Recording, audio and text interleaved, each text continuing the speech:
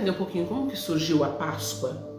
A Páscoa ela surgiu há muito tempo atrás no Egito, quando o povo de Israel estava escravizado, mas prestes a serem libertos do cativeiro.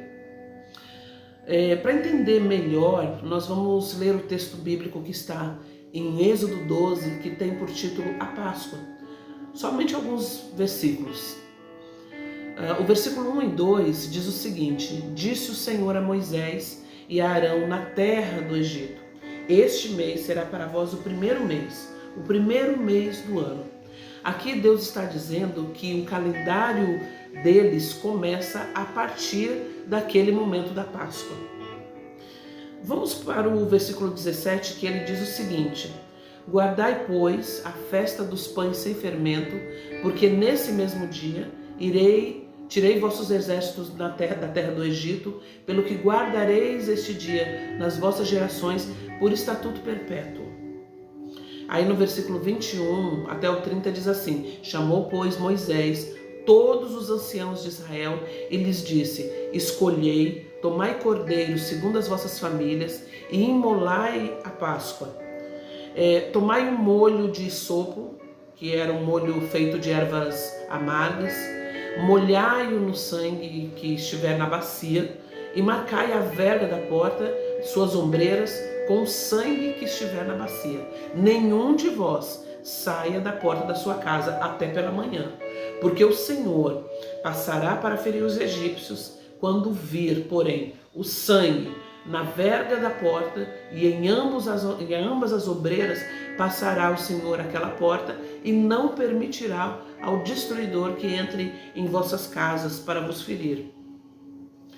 E guardai, pois, isto por estatuto para vós outros e para vossos filhos para sempre. E uma vez dentro na terra que o Senhor vos dará, como tem dito, observai esse rito, essa cerimônia.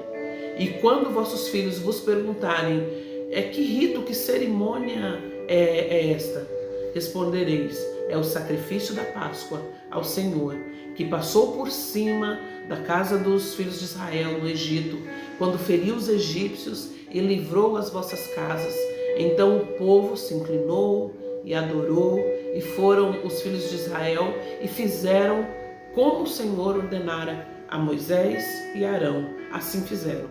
Aconteceu que à meia-noite feriu o Senhor todos os primogênitos na terra do Egito, desde o primogênito de Faraó, que se assentava no trono, até ao primogênito do cativo, que estava no cárcere, e todos os primogênitos dos animais.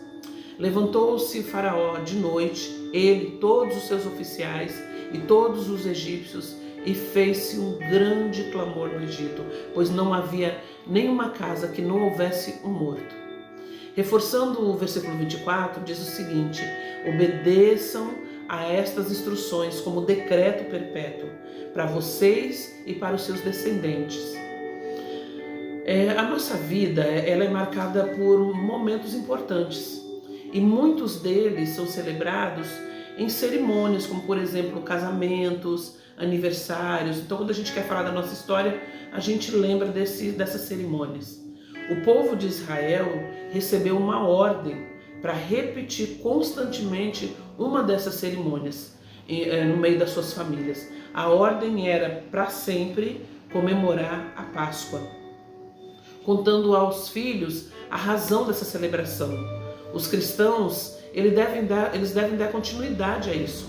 Como filhos de Deus, nós temos a responsabilidade de falar da verdadeira história da Páscoa, da libertação que o povo de Israel recebeu enquanto vivia no Egito escravizado. E no texto bíblico hebraico, a palavra traduzida por Páscoa é Pessah. Ela é associada ao verbo passar, que traz a ideia de passar. Então, no contexto da história lida, ela significa que o anjo do Senhor passou por cima das casas que tinham a viga superior das portas marcadas pelo sangue do Cordeiro e assim foram libertas. Temos que contar as pessoas que, assim como no passado o povo de Deus foi liberto tanto da morte como da opressão, os cristãos celebram a Páscoa como a obra de Cristo para nos libertar da escravidão daquilo que desagrada a Deus. E aí, no princípio, essa era uma celebração que acontecia no aconchego do lar. A família deveria passar este ensinamento aos membros mais novos. Ainda hoje é responsabilidade dos pais mostrarem o verdadeiro significado da Páscoa aos filhos. A gente não pode se omitir diante de uma ordem tão importante. Hoje, a Páscoa lembra que o sangue do Cordeiro é o sinal que estamos livres da morte eterna e somos verdadeiramente protegidos pelo Senhor.